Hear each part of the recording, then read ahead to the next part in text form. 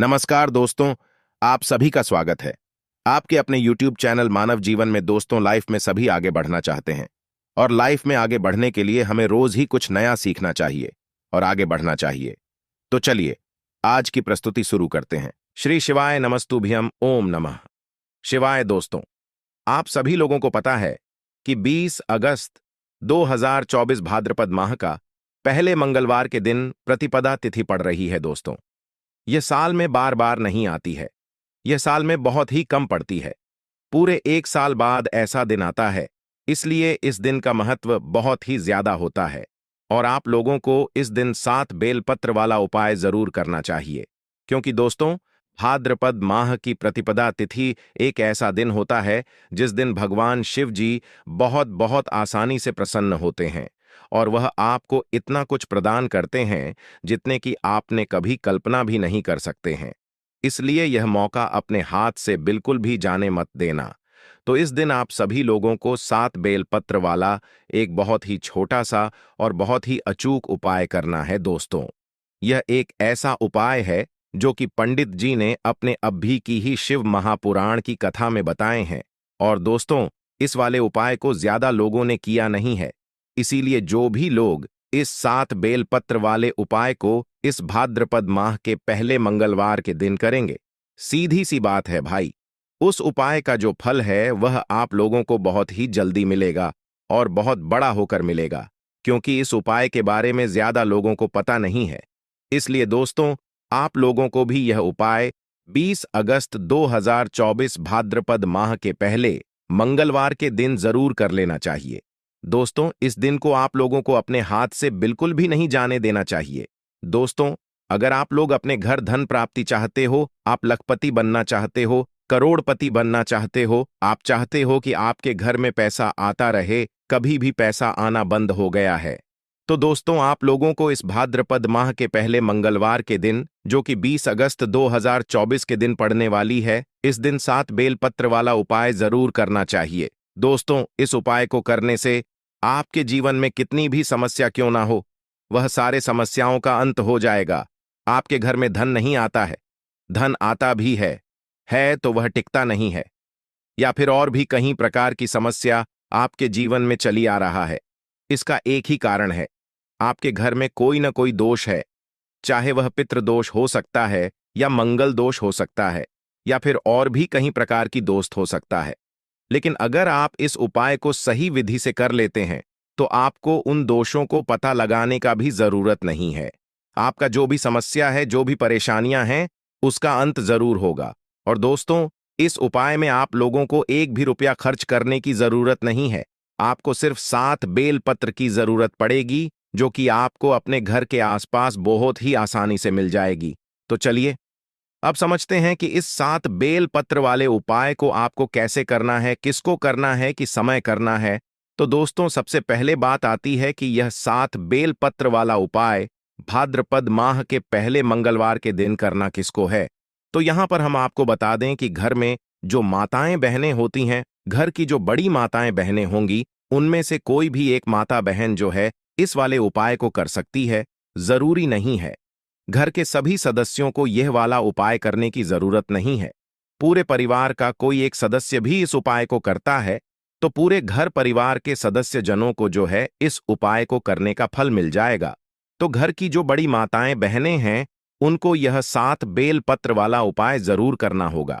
क्योंकि घर की माताएं बहनें जो होती हैं वह घर की लक्ष्मी होती है, और जब घर की लक्ष्मी कोई उपाय करती है तो निश्चित सी बात है, घर में सुख शांति भी आती है, धन समृद्धि भी आती है और माता लक्ष्मी जी की कृपा भी होती है। तो चलिए अब बात करते हैं कि यह 7 बेलपत्र वाला उपाय के समय करना है।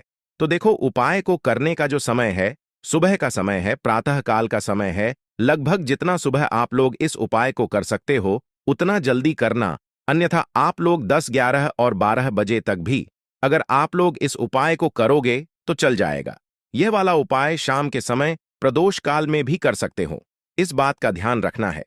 भले ही आप भाद्रपद माह के पहले मंगलवार के दिन रात के समय 12 बजे तक भी अगर आप लोग यह 7 बेलपत्र वाला उपाय कर लोगे तो भी चलेगा, कोई दिक्कत वाली बात नहीं है। और आपको इस उपाय को करने का जो फल है वह भी जल्दी मिलेगा और बहुत बड़ा होकर मिलेगा, क्योंकि इस दिन भगवान शिव बहुत ही प्रसन्न होते हैं। ठीक है, यह सारी बात तो आप लोगों को समझ आ गई होंगी। अब हम जानते हैं कि इस उपाय को करने के लिए आपको क्या क्या सामग्री की आवश्यकता पड़ेगी।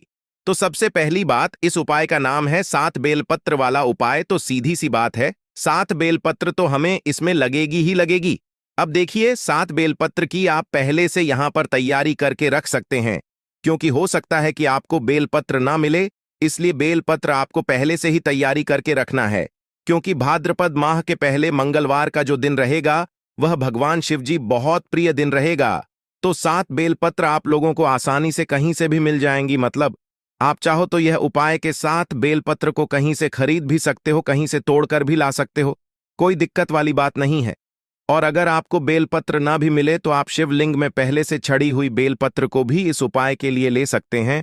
तो आप कहीं से भी यह 7 बेलपत्र जुगाड़ कर लेना। अब देखो दोस्तों, ये वाला जो उपाय है, इस उपाय को करते समय शुद्धता का विशेष रूप से ध्यान रखिएगा। बस भाद्रपद माह के पहले मंगलवार के दिन प्रदोष काल या फिर सुबह सुबह प्रातःकाल जब आप लोग ये उपाय कर रहे हो, तो भाई स्नान करके शुद्ध होकर नए या धुले हुए वस्त्र पहनकर आप लोगों को तैयार हो जाना है और अपनी 7 बेलपत्र जो उपाय के लिए हैं वो लेकर बिल्कुल तैयार होकर खड़े हो जाना है। अब उपाय कैसे करना है वह भी हम आपको यहां पर बता देते हैं। अब देखिए, यह 7 बेलपत्र तो उपाय में होंगी ही होंगी। इसी के साथ में 1 लोटा जल भी आप लोगों को लेना है। वो कहां से लाओगे वह हम आपको बताते हैं। पर उपाय दोस्तों, ये आपके घर से ही शुरू हो जाएगा और मंदिर में जाकर यह उपाय पूरा होगा। इस बात का भी आप लोग विशेष रूप से ध्यान रखना। तो जैसे ही आपके हाथ में जो है 7 बेलपत्र याद आती है और 1 लौटा आप लोग अपने पास में रख लेना। अभी आपको भरना नहीं है, मात्र खाली लौटा रख लेना।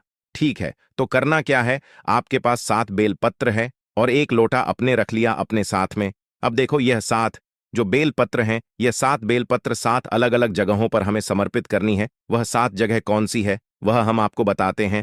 इसी के साथ में दोस्तों, जैसा कि हमने आपको अभी बताया कि यह वाला जो उपाय है यह आपके घर से ही शुरू हो जाएगा। तो घर से शुरू कैसे होगा, इन 7 बेलपत्र में से जो पहली बेलपत्र होगी यह आपके घर में ही एक स्थान पर चढ़ेगी, जो कि है दोस्तों आपके घर का रसोई घर है ना। तो आपको क्या करना है, जब आप इस उपाय को करने की पूर्ण तैयारी कर लें, माताएं बहनें में से जो भी इस उपाय को कर रहा है, अगर वह इस उपाय को करने की पूर्ण तैयारी कर लें, तो भाई उसको अपनी 7 बेलपत्र को लेकर सबसे पहले कहां पर आना है, अपने ही घर के रसोई घर में आना है।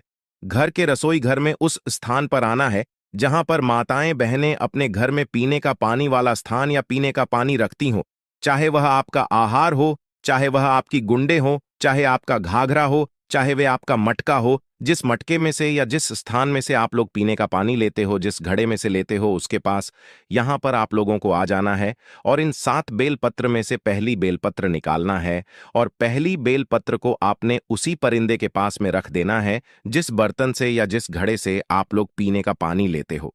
ठीक है, उस बर्तन के पास में आप लोगों को अपनी पहली बेलपत्र को समर्पित कर देना है। अंदर नहीं डालना है, जल के अंदर नहीं डालना है, उसी के पास में जहां पर आपका पीने का पानी रखा हुआ है, उसी के पास में एक अच्छी सी जगह देखकर पहली वाली बेलपत्र को आपको वहां पर शिव जी का नाम लेते हुए समर्पित कर देना है। ठीक है, अब जो हमने आपसे बोला था कि 1 लोटा आप लोग अभी खाली रखो, उस 1 लोटे को जो अभी आपके पास खाली लोटा रखा हुआ है, इस लोटे को आप अपने इसी गगरे में से भर लो, जिस गगरे के पास में अभी आपने जो है इस बेलपत्र को समर्पित किया हुआ है। मतलब कि जहां से आप अपना पीने का पानी भरते हो ना, उसी पानी में से आप लोगों को यह 1 लोटा जल अब भर लेना है। पहली बेलपत्र चढ़ाने के बाद अपना यह 1 लोटा जल आपको उसी परिंदे में से, उसी पानी में से भर लेना है जिस पानी में से आप लोग पीने का पानी लेते हो और जिस पानी के पास में आपने यह पहली बेलपत्र को समर्पित किया है। अब आपने 1 लोटा जल भी भर लिया। अब आपके पास बची है कुल 6 बेलपत्र। ठीक है, अब इन 6 बेलपत्र को कहां कहां पर समर्पित करना है, आप लोग सुनो तो देखो। इन 6 बेलपत्र और अपने 1 लोटा जल को तैयार करके आप लोग अपने घर से निकल जाना। अब जैसे ही आप लोग अपने घर से निकलते हो तो आपके घर के पास में जो भी एक बेलपत्र का पेड़ हो, जो बेलपत्र का बड़ा पेड़ हो, आपके पास चाह बेलपत्र हैं, एक लोटा जल है, इनको अपने साथ में ही रखकर निकलना है। और जो भी एक बेलपत्र का बड़ा पेड़ आपके घर के आसपास जहां पर भी पड़ता है, आपको आप वहां पर चले जाना है। ठीक है? क्योंकि 7 अलग अलग जगह होंगी, 7 अलग अलग बेलपत्र है। हमारे पास तो पहली बेलपत्र तो हमने अपने घर के रसोई घर में बर्तन के पास समर्पित कर दी है। अब दूसरी बेलपत्र को लेकर जाओगे आप लोग यहां पर बेलपत्र के पेड़ के नीचे। बेलपत्र के पेड़ के नीचे जैसे ही पहुंच जाते हो, बेलपत्र का पेड़ बड़ा होना चाहिए, छोटा नहीं होना चाहिए। तो जैसे ही बेलपत्र के पेड़ के नीचे पहुंचते हो, अपना दूसरे नंबर की जो पत्र होगी उसे निकाल लेना और उसी बेलपत्र के पेड़ के नीचे शिव जी का नाम लेते हुए समर्पित कर देना। ठीक है? समर्पित जैसे ही कर देते हो, इसी बेलपत्र के ऊपर आपने जो अपने साथ में एक लोटा जल लेकर आया होना, इसमें से थोड़ा सा जल उस बेलपत्र के ऊपर समर्पित कर देना है और श्री शिवाय नमः, ओम नमः शिवाय इस मंत्र का जाप करना। ठीक है? पूरा जल समर्पित नहीं करना है, क्योंकि थोड़ा सा जल आप लोगों को अपने लौटे का इसी बेलपत्र के ऊपर समर्पित कर देना है।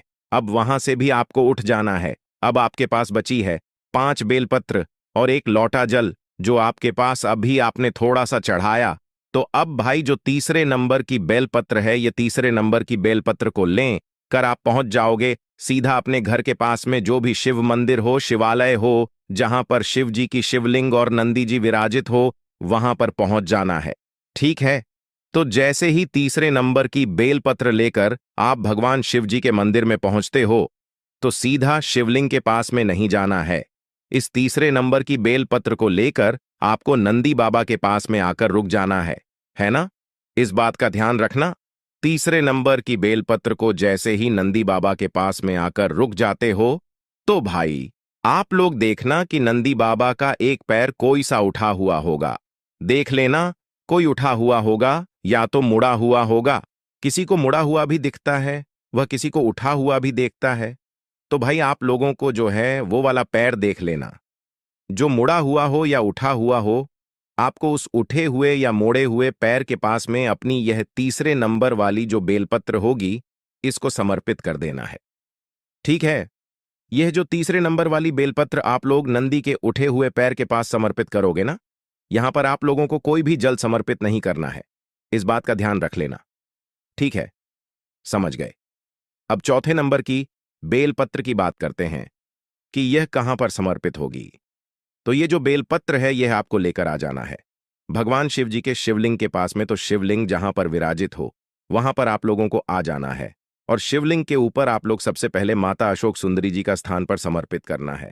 जलाधारी के बिल्कुल बीचों बीच में होगा। जलधारी कहां पर होती है? शिवलिंग रखा हुआ होता है। जलाधारी के ऊपर जो जलाधार ही होती है, जहां से जल बहता और नीचे गिरता है। ठीक है? तो जो जलाधारी होगी, जलाधारी के बिल्कुल बीचों बीच का जो हिस्सा होगा, वो होगा माता अशोक सुंदरी जी का स्थान। तो आपको क्या करना है? अपनी चौथे नंबर की जो बेलपत्र है, इस चौथे नंबर की बेलपत्र को आपको माता अशोक सुंदरी जी वाले स्थान पर समर्पित कर देना है। और ध्यान रखना है कि इस बेलपत्र की डंडी का मुख जलाधारी की तरफ होगा, जहां से जल बहता है और नीचे गिरता है। और जो बीच वाली बड़ी पट्टी का मुख है, वह शिवलिंग की तरफ होगा। तो यह अपनी चौथे नंबर की बेलपत्र को आपको, तो यहां पर भी आप लोगों को थोड़ा सा जल माता अशोक सुंदरी जी वाले स्थान पर समर्पित की हुई बेलपत्र के ऊपर समर्पित कर देना है। ठीक है?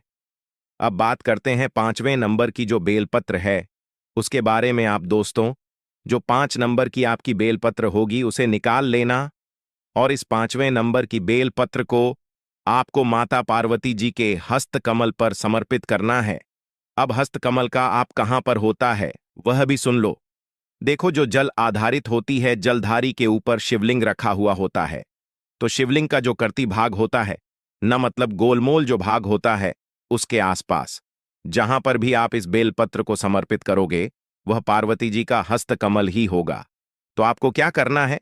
ये जो 5वें नंबर की बेलपत्र है, इस 5वें नंबर की बेलपत्र को आप लोगों को जो शिवलिंग की जो कर्ती भाग है, वहां पर कहीं पर भी पास में अपनी जो है ये 5वें नंबर की बेलपत्र को समर्पित कर देना है। और यहां पर भी आपने उस एक लोटे में से थोड़ा सा जल समर्पित कर देना है। कितना जल समर्पित करना है, थोड़ा सा जल समर्पित कर देना है उसी बेलपत्र के ऊपर जहां पर आपने अभी यह माता पार्वती जी के हस्त कमल पर यह बेलपत्र को चढ़ाया है। ठीक है, तो यहां पर आप लोगों की कुल मिलाकर हो गई है 5 बेलपत्र। अब आपकी जो छठी बेलपत्र हैं उसे निकालकर आप लोगों को चढ़ाना है भगवान शिव जी की शिवलिंग के ऊपर। तो शिवलिंग के पर आप लोगों को यह छठी बेलपत्र को चढ़ाना है। बस इस बात का ध्यान रखना कि आप जिस तरफ से इस बेलपत्र को चढ़ा रहे हो उस तरफ आपकी इस बेलपत्र की पत्ती का मुख होना चाहिए और आपकी विपरीत दिशा में इस बेलपत्र की डंडी का मुख होना चाहिए। जो बीच वाली बड़ी पट्टी होगी इस पट्टी का मुख आपके की तरफ होना चाहिए। जिस तरफ से भी आप इस बेलपत्र को भगवान शिव जी के शिवलिंग के ऊपर चढ़ा रहे हो, है ना, तो शिवलिंग के ऊपर जैसे ही आप लोग इस बेलपत्र को चढ़ा देते हो तो इसके ऊपर भी, इसी बेलपत्र के ऊपर भी आपको थोड़ा सा जल यहां पर वापस से समर्पित कर देना है। तो अब आपके पास बची है दोस्तों एक बेलपत्र, मतलब 7वें और आखिरी बेलपत्र। तो आखिरी वाली जो बेलपत्र होगी इसको आपको क्या करना है वह बहुत ही ध्यान से सुन लो। तो देखो 7वीं वाली जो बेलपत्र है ना, इस वाली बेलपत्र को आपने देखा होगा कि भगवान शिव जी के शिवलिंग के ऊपर एक बर्तन टंगा हुआ होता है जिससे बूंद बूंद करके शिव जी की शिवलिंग के ऊपर जल टपकता रहता है, जिसके अंदर शिव जी की 5 बेटियों का स्थान होता है, जया, बेसहारा, श्यामली, बारी, दौड़ और देव। तो यह जो 7वें नंबर और आखिरी नंबर की जो बेलपत्र होगी ना, यह मात्र आपको उस पात्र से स्पर्श करें आना है, मतलब छुआना है और कुछ भी नहीं करना है। इसको कहीं पर समर्पित नहीं करना। यह 7वें नंबर की बेलपत्र को, इस 7वें नंबर की बेलपत्र को मात्र आपको शिव जी की शिवलिंग पर टंगे हुए उस पात्र से छू आना है और भगवान शिव जी का आशीर्वाद समझकर इसे अपने पास में वापस रख लेना है। और अब आपके लौटे में जितना भी जल बचा हुआ है वह पूरा जल आप इस पात्र के अंदर डाल देना, जो कि शिवलिंग के ऊपर बूंद बूंद करके जल टपकता है, उसी पात्र के अंदर अपना पूरा जल समर्पित कर देना। अब जैसे ही आप जल समर्पित कर देते हो उसके बाद में भगवान शिव जी की शिवलिंग के पास में बैठना, अपनी वह मनोकामना आंख बंद करके विनती करके हाथ जोड़कर बोलना, जिसमें मनोकामना के लिए आप लोग यह वाला उपाय कर रहे हो, धन समृद्धि के लिए कर रहे हो तो वह बोलना, लक्ष्मी प्राप्ति के लिए कर रहे हो तो वह बोलना, या आपका कोई काम रुका हुआ हो, अटका हुआ उस काम के लिए कर रहे हो तो अपना वह काम बोल देना। ठीक है, अपनी कोई भी एक मनोकामना बोल देना और मन कामना बोलकर भगवान का 2 मिनट जाप करके भगवान से आशीर्वाद लेकर आप अपने घर पर वापस आ सकते हो और आपका यह वाला उपाय पूर्ण हो जाता है। तो दोस्तों 20 अगस्त 2024 भाद्रपद माह के पहले मंगलवार आप लोगों को यह उपाय जरूर कर लेना चाहिए। यदि आपके जीवन में चलती चली आ रही है, समस्या रुक नहीं रहा है, तो आप इस उपाय को एक बार अवश्य करके देखना, आपकी सभी समस्याओं का अंत हो जाएगा। आज के लिए बस इतना ही इस वीडियो में दी गई जानकारी। अगर आपको अच्छी लगी हो तो प्लीज हमारे चैनल मानव जीवन को सब्सक्राइब करें, लाइक करें और हमारे वीडियो में अंत तक बने रहने के लिए धन्यवाद।